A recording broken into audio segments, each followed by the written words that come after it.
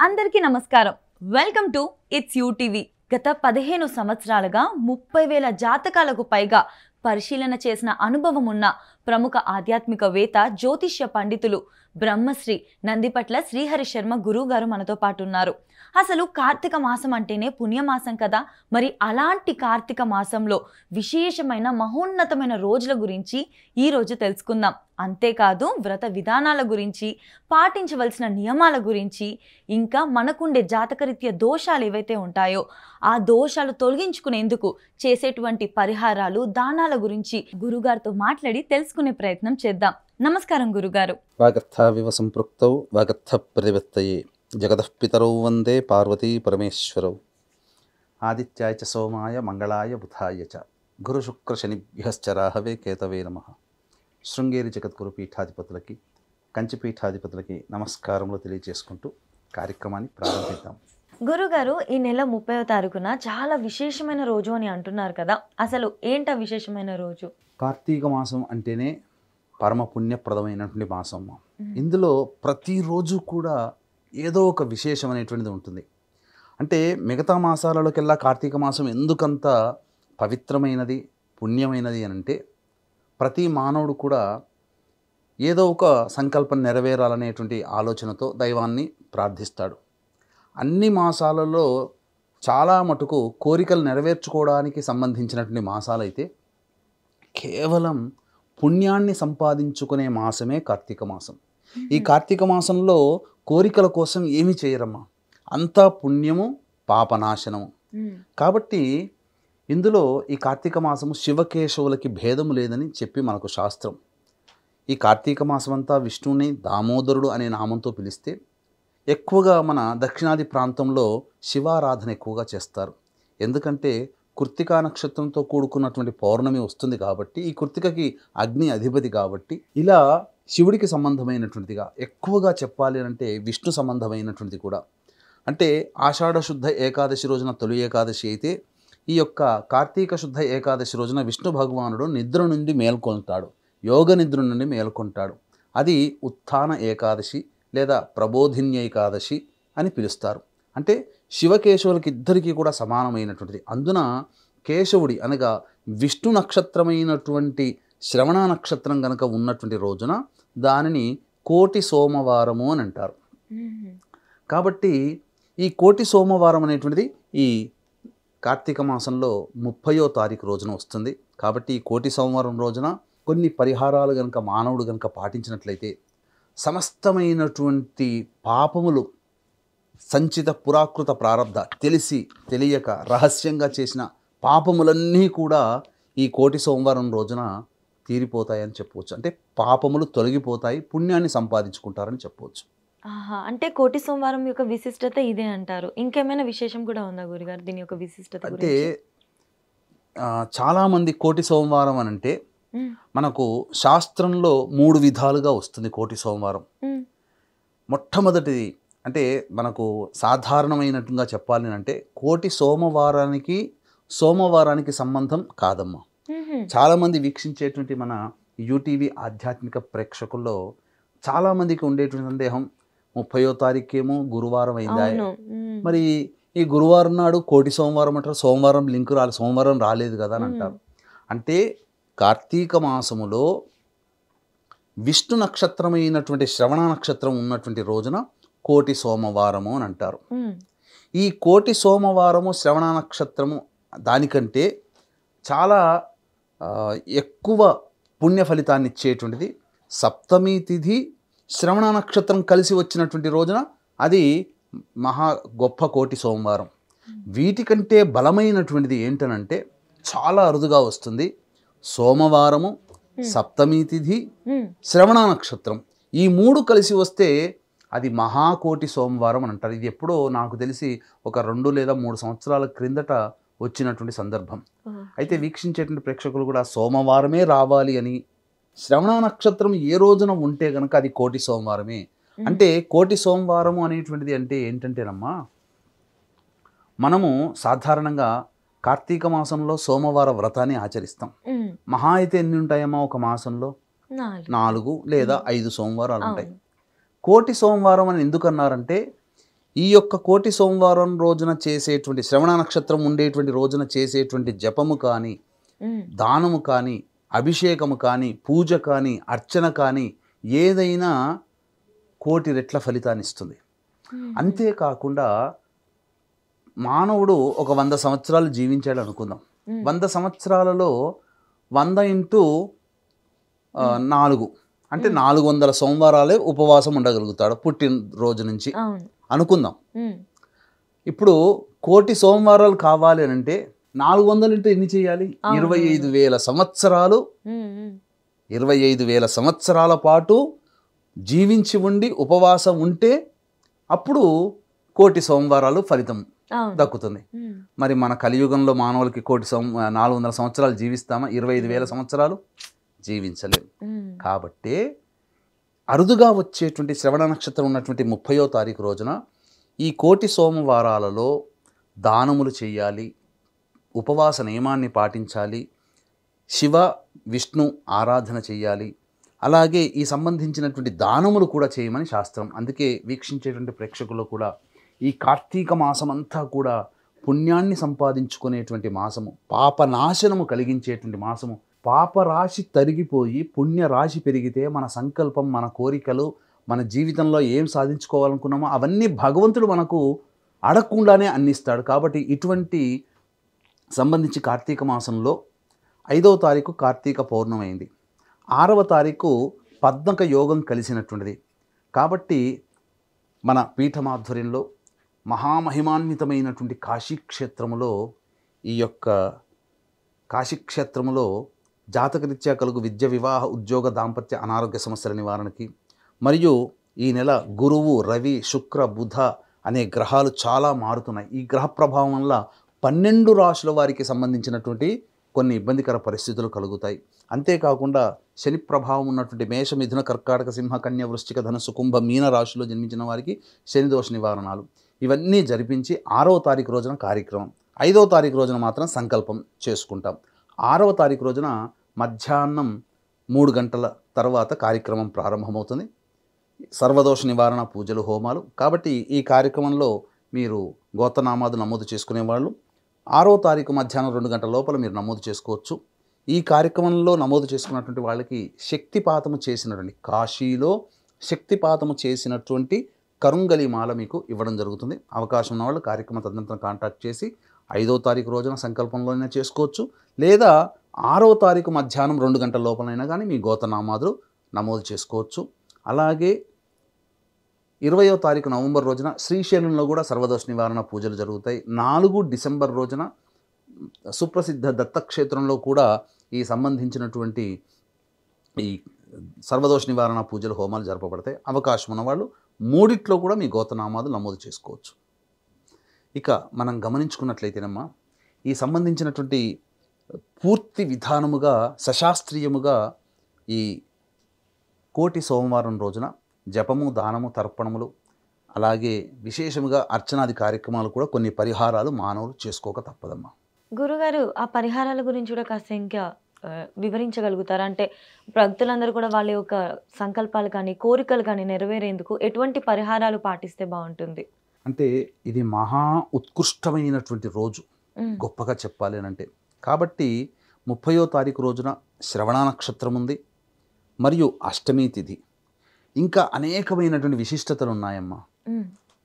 అంటే మనకు ద్వాపర యుగంలో కంసుని వధించడం కోసం ఈ సంబంధించినటువంటి కృష్ణ భగవానుడు 3 అరణ్యములని ప్రదక్షిణ చేశాడట. ఈ కారణం చేతనే బృందావనం, మధురలో ఉన్నటువంటి బృందావనము గోవర్ధన పర్వతం ఉంది కదమ్మా, ఆ గోవర్ధన పర్వతం చుట్టూ కూడా గిరి ప్రదక్షిణ ఈ రోజున చేస్తారు, గోవిందనామం, విష్ణునామాన్ని జరుపుకుంటూ. ఇది మహావిశేషం. ఇక రెండవది కార్తవీర్యార్జునుని యొక్క జయంతి. ఎన్ని కలిసి వచ్చాయమ్మా, అద్భుతంగా.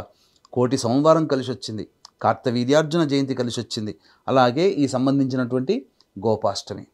కాబట్టి ముందుగా గోపాష్టమి అంటే ఆవు దూడతో కలిసి ఉన్నటువంటి గోవుని ఈ రోజున పూజ చేయాలి. ఇది ఉదయం 10 గంటల లోపల చేసుకోవాలి, ఎందుకంటే అష్టమి తిథి అంత లోపలనే ఉంది కాబట్టి ఈ విధంగా ఆ లోపల చేసుకోవాలి ఈ గోవుకి మరియు దూడకి. అలాగే ప్రత్యక్షముగా గోదానము దూడతో సహాయం ఇవ్వవచ్చు. దానము చేయదలిస్తే వెండి గోవు మరియు దూడతో సహా ఉన్నటువంటి వెండి విగ్రహాన్ని దానం చేయవచ్చు. ఈ రోజున గోవుని పూజించడం వల్ల గోవులో మన భారత ధర్మ ప్రకారం ఏం చెప్పబడుతుంది, వేదాలు 33 కోట్ల దేవతలు ఆ గోవులోనే నిక్షిప్తం ఉన్నాయి. కాబట్టి 33 కోట్ల దేవతల్ని ఒకేసారి ఆరాధన చేసిన పుణ్య ఫలితం ఆ రోజున కలుగుతుంది. ఎంత మహద్భాగ్యం అమ్మా ఇది. గో ఆరాధన వల్ల చేసేటువంటిది. గోదానం చేస్తే మహావిశేషం. ఈ రోజున కూడా అష్టమి తిథి లోపల ఎవరైతే గోదానం చేస్తారో ఆ గోవుకి ఎన్ని వెంట్రుకలు ఉంటాయో అన్ని సంవత్సరాల పాటు వాళ్ళ పితృదేవతలు స్వర్గములో నివసిస్తారు అని చెప్పి మనకు వేద ప్రమాణమే ఉంది. ఇంతటి విశేషము. ఇక రెండవది కార్తవీర్యార్జున యొక్క జయంతి. మన జీవితంలో ఎన్నో పోగొట్టుకుంటున్నాం. ప్రస్తుతం ఉన్నటువంటి కాలంలో చాలామంది ఉద్యోగాలు పోగొట్టుకున్నారు. సాఫ్ట్వేర్ సైడ్ కావచ్చు, అనేక రకాలుగా డబ్బుని పోగొట్టుకున్నారు, భార్యని పోగొట్టుకున్నారు, భర్తని పోగొట్టుకున్నారు. అంటే ఏంటి, భర్త కాపురానికి తీసుకురాలేకపోవడం, లేదా భార్య కాపురానికి రాకపోవడం, లేదా పిల్లలు తప్పిపోయి ఉంటారు, లేదా ఇంట్లో ఉన్నటువంటి బంగారము లేదా ఇతర డబ్బులు వస్తువులన్నీ దొంగతనానికి గురవుతాయి, లేదా మనం ఎవరికైతే అప్పుగా ఇస్తామో ఆ అప్పుగా ఇచ్చినటువంటి వాళ్ళు తిరిగి చెల్లించలేకపోతుంటారు. ఇలా ఏదైనా కోల్పోతాం కదా, ఆ కోల్పోయిన దానిని ఈ రోజున చేసే కార్తవీర్యార్జున యొక్క ఆరాధన వల్ల ఏం జరుగుతుందంటే కోల్పోయిందంతా తిరిగి మనకు లభిస్తుంది. కాబట్టి ఏం చేయాలి, కార్తవీర్యార్జున యొక్క స్తోత్రము 108 సార్లు పారాయణం చేయడం. ఓం సుమంతో సుమంతో కార్తవీర్యార్జునాయ నమః అనే నామాన్ని 1008 సార్లు జపం చేయడం ఈ రోజున చెయ్యాలి. ఇక గోపాష్టమి కార్తవీర్యార్జున జయంతి అయిపోయింది.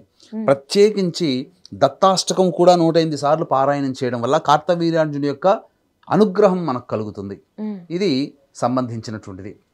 ఇక తరువాత శివకేశవ ఆరాధన ఈ కోటి సోమవారం రోజున చేయమన్నాం. ముఖ్యంగా ఈ కోటి సోమవారం అనేటువంటి 30వ తారీఖు రోజున ఎవరైతే ఉపవాస నియమాన్ని పాటిస్తారో వారు కోటి సోమవారాలు, మనం 25,000 సంవత్సరాలు జీవించే అవకాశం మనకు లేదమ్మా. కాబట్టి మహా అయితే 70-80 సంవత్సరాలు ప్రతి మానవుడు జీవించేది.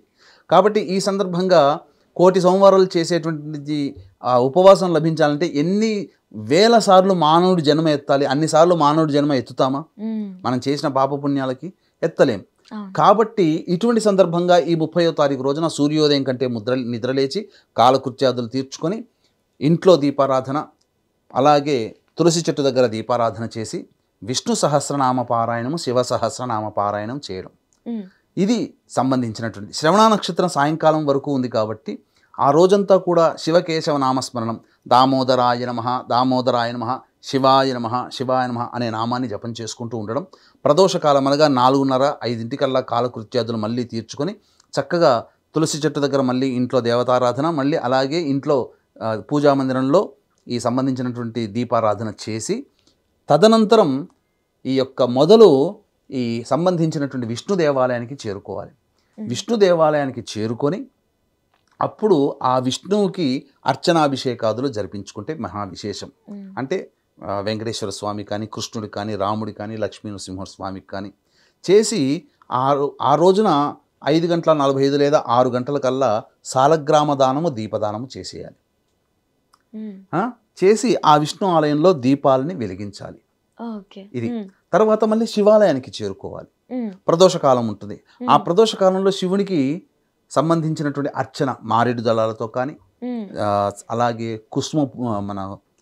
కదంబ పుష్పాలతో కానీ, అవిష పుష్పాలతో కానీ, లేదా శంకు పుష్పాలతో కానీ ఈ విధంగా అర్చన చేసి కార్తీక సంబంధించినటువంటి శివాలయంలో కార్తీక మాస సందర్భంగా అష్టమి కాబట్టి, కోటి సోమవారం కాబట్టి ఉసిరికలు, ఉసిరికాయలు, అమలకము, ధాత్రి అని అంటారు. ఆ రోజున సంబంధించినటువంటి దానము చేయాలి. చేసి దీపదానము కూడా చేయాలి. సాలగ్రామ దానము విష్ణు క్షేత్రంలో, అలాగే దీపదానము శైవ క్షేత్రంలో స్వయంగా ఆవు నేతితో కానీ, నువ్వుల నూనెతో కానీ, కనీసం హీనపక్షంలో ఆముద నూనెకైనా కానీ వెలిగించి వెలిగించిన దీపంతో సహా దీపదానము 2 దీపాలు దానము చేయాలి. శివాలయంలో కూడా అలాగే ప్రమిదని దీపాన్ని వెలిగించాలి. అలాగే రావి చెట్టు చుట్టూ కూడా ప్రదక్షిణ చేసి రావి చెట్టు దగ్గర మొదల్ని తాకకుండా దీపాన్ని వెలిగించి ఇంటికి రావాలి. ఇంటికి వచ్చి ఆ రోజున అంతా ఉపవాసం ఉంటారు కాబట్టి పూర్తిగా ఉపవాసం ఉండదలిస్తే నక్షత్ర దర్శనం, చంద్ర దర్శనం చేసుకొని ఏదైనా ఫలాహారం భుజించవచ్చు, లేదా భోజనమైనా చేయవచ్చు. ఈ విధంగా చేసినటువంటి మానవుడి యొక్క పుణ్యము ఎంత పెరుగుతుంది అంటే మాటల్లో చెప్పలేమమ్మా. అంత గొప్పదైనటువంటిది. ఇటువంటి రోజు మళ్ళీ మళ్ళీ మనకు రావాలంటే మళ్ళీ సంవత్సరం వరకు వేచి చూడాలి. కాబట్టి ఏ వ్యక్తి అయితే ఈ రోజున పుణ్యాన్ని సంపాదించుకుంటాడో అనంతమైనటువంటి పుణ్య ఫలితం. అలాగే ఏ వ్యక్తి అయితే ఈ రోజున పాపం చేస్తాడో అట్లాగే పాపాన్ని పొందుతాడు. కాబట్టి మనస వాచ కర్మణ ఈ రోజున ఈ సంబంధించినటువంటి మాంసాహార భోజనము, అలాగే మద్యపానము, ధూమపానము చేయకూడదు. బ్రహ్మచర్య వ్రతాన్ని ఆచరించడం, ఆ రోజంతా దైవనామస్మరణ చేసుకుంటూ ఉండడం అనేటువంటిది చాలా మంచిదని చెప్పవచ్చు. ఇటువంటి పుణ్యాన్ని సంపాదించుకునే కార్తీక మాసంలో ఈ ఒక్క రోజున చెయ్యండి. కేవలం సోమవారము కలవాలి, సప్తమి తిథి రావాలి, శ్రవణ నక్షత్రం ఈ 3 ఉంటేనే కోటి సోమవారం. అది వాస్తవమే. అది మహాదివ్యమైనటువంటి వారం. అది అంత దుర్లభం, అంత తొందరగా మనకు లభించదు. కనీసం సప్తమి శ్రవణం ఉండాలి కదండ, లేదా శ్రవణ నక్షత్రం సోమవారం కలిసి ఉండాలి కదా అని కాదు. కోటి సోమవారము అంటే శ్రవణ నక్షత్రం ఉన్నటువంటి రోజున కోటి సోమవారాలు ఉపవాసము, ఆ రోజున చేసే దానము, పూజ అన్నీ కూడా కోటి సోమవారాలు చేస్తే ఎంత పుణ్యఫలమో ఆ ఒక్క రోజున చేసినటువంటి పుణ్య ఫలితం వస్తుంది. అంతేకాకుండా మరొక గొప్పదైనటువంటి విషయం తెలియచేస్తానమ్మా. వీక్షించేటువంటి ప్రేక్షకులు కూడా ఈ యొక్క కార్తీక పౌర్ణమి సందర్భంగా 5వ తారీఖు రోజున సుప్రసిద్ధ మహిమాన్విత కాశీ క్షేత్రంలో సంకల్పం చేసుకుని 6వ తారీఖు మహాపద్మక యోగం ఉన్నటువంటిది. ఆ యోగం ఉన్నటువంటి రోజున మన పీఠం ఆధ్వర్యంలో సర్వదోష నివారణ పూజలు, హోమాలు జరిపించడం జరుగుతుంది. ఆ రోజున మధ్యాహ్నం 2 గంటల లోపల మీ గోతనామ, 6వ తారీఖు మధ్యాహ్నం 2 గంటల లోపల మీ గోతనామాదులు నమోదు చేసుకోవచ్చు. అవకాశం ఉన్న వాళ్ళు స్క్రీన్పై కనిపించే నెంబర్కి కాంటాక్ట్ చేసి పూర్తి వివరాలు తెలుసుకోవచ్చు. ఇక ఆ రోజున ఉన్నటువంటి గొప్ప విశిష్టత ఏమన్నానంటే, ఈ రోజున కలియుగ దైవం ఎవరమ్మా? వెంకటేశ్వర స్వామి. ఆ వెంకటేశ్వర స్వామి దివ్య సన్నిధానములో పుష్పయాగం జరుగుతుంది. కోటి పుష్పాలతో ఆ యొక్క గర్భగుడి అంతా మీరు చూశారంటే, మీరు మామూలుగానైనా కానీ పుష్పయాగం అని చెప్పి యూట్యూబ్లో కొడితే ఆ విగ్రహం కనబడదు. ఆ గర్భగుడి అంతా పుష్పాలతో నిండిపోతుంది. రకరకాలైనటువంటి దివ్య పుష్పాలు, జాజీలు, సంపంగి, ఇలా అనేక రకాలైనటువంటి పుష్పాలతో నిండిపోయి ఉంటుందమ్మా. కాబట్టి ఆ యొక్క దివ్య వైభవం మనం కళ్ళారా చూడాల్సిందే తప్ప ఇంకా వేరే మనం చెప్పలేము. కాబట్టి ఈ రోజున వెంకటేశ్వర స్వామికి వెళ్తారు కదా, ఎలాగో విష్ణు ఆలయానికి వెళ్ళినప్పుడు మీ శక్తి కొలది ఉన్నటువంటి చేతనైనటువంటి పుష్పాలు తీసుకుని ఆ స్వామివారికి సమర్పించండి. మనం ఉన్న ఊళ్ళో ఎక్కడైనా చేసినా పర్వాలేదు, కానీ తిరుపతిలో నేను సమర్పిస్తున్నాను భావన పెట్టుకుని ఆ స్వామికి అందజేస్తే చాలు. అక్కడ అందజేసినట్టు మన పుష్పాలు ఇక్కడ వేస్తే అక్కడ పడతాయి. అది భావన. కాబట్టి ఈ రోజున చేసేటువంటి నదీ స్నానం కూడా చాలా గొప్పది. కాబట్టి నదీ స్నానం అవకాశం ఉంటే చేయవచ్చు. కానీ ఈ రోజున ఎట్టి పాపము చేయడానికి, అసత్యం ఆడకుండా ఉండడానికి ప్రయత్నం చేయండి. వీక్షించేటువంటి ప్రేక్షకులు, ఎంతో గొప్పదైనటువంటి పుణ్యాన్ని సంపాదించుకునే మాసం మళ్ళీ మళ్ళీ రాదండి. మళ్ళీ మళ్ళీ చెప్తున్నాను, ఇలాంటి కార్తీక మాసంలో ఎన్నో పుణ్యమైనటువంటి రోజులు ప్రతిరోజు అంటే 30వ తారీఖు, 31వ తారీఖు, 1వ తారీఖు, 2వ తారీఖు, 3వ తారీఖు, 4వ తారీఖు, 5వ తారీఖు, ఆ ఇన్ని రోజుల పాటు గొప్ప గొప్ప యోగాలు ఉన్నాయి. కాబట్టి ప్రతిరోజు కూడా మీకు ఒక సంబంధించినటువంటి గొప్ప పుణ్య విధానాన్ని మీకు తెలియజేసే ప్రయత్నం చేసే అవకాశం ఉంటుంది. ప్రతిరోజు కూడా వేసే వీడియోని మీరు వీక్షించగలరు. ఈ పుణ్యాన్ని మీరు సంపాదించుకోవడంతో పాటుగా మీ యొక్క సంబంధించినటువంటి స్నేహితులకి, ఈ యొక్క బంధువులకి చేరవేయండి. వాళ్ళు పొందే పుణ్యంలో మీకు భగవంతుడు కొంత వాటా ఇస్తాడు. చాలా బాగా చెప్పారు గురుగారు. అసలు కోటి సోమవారం అంటే ఏంటి, దాని విశిష్టత, ప్రత్యేకత, ఆ రోజు ఎటువంటి పరిహారాలు చేస్తే మన కోరికలు శీఘ్రంగా నెరవేరుతాయి, పాప రాశులు అనేవి ఎలా తగ్గిపోయి పుణ్యం అనేది ఏ విధంగా పెరుగుతుంది అని చాలా చక్కగా చెప్పారు. మనస్ఫూర్తి ధన్యవాదాలు గురుగారు. సర్వం శ్రీ ఉమామహేశ్వర పరబ్రహ్మార్పణమస్తు.